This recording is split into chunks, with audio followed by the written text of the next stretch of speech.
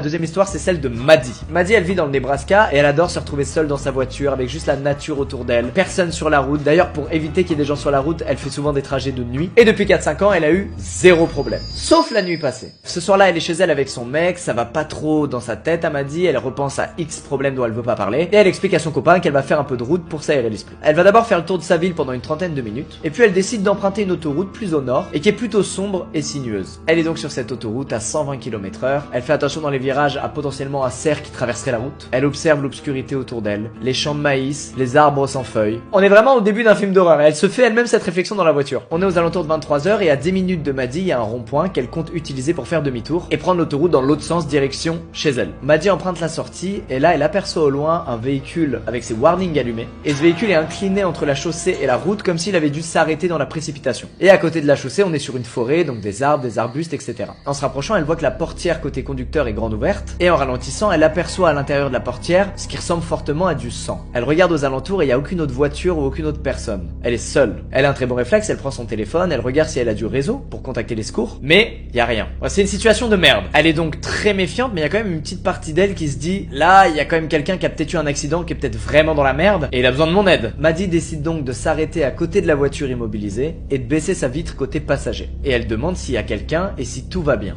Aucune réponse. Elle se dit que peut-être que la personne s'est évanouie un peu plus loin, mais que quoi qu'il en soit, elle ne doit pas sortir de sa voiture, qui est sa seule protection. Elle se dit alors que tout ce qu'elle peut faire, c'est de remanifester sa présence, et s'il n'y a pas de réponse, elle ira plus loin avec sa voiture, là où il y a du réseau pour appeler les secours et donner la position de la voiture immobilisée. Écoutez-moi bien, elle est méga smart. C'est vraiment ouf. Après un long silence, les buissons à côté de la voiture remuent. Elle distingue une silhouette entre les arbres, et une voix grave lui répond: Maddie est soulagée, la personne qui a eu l'accident est consciente, et c'est à ce moment-là qu'elle remarque trois choses presque simultanément. La première, elle réalise qu'il n'y a aucun dégât au niveau de la voiture.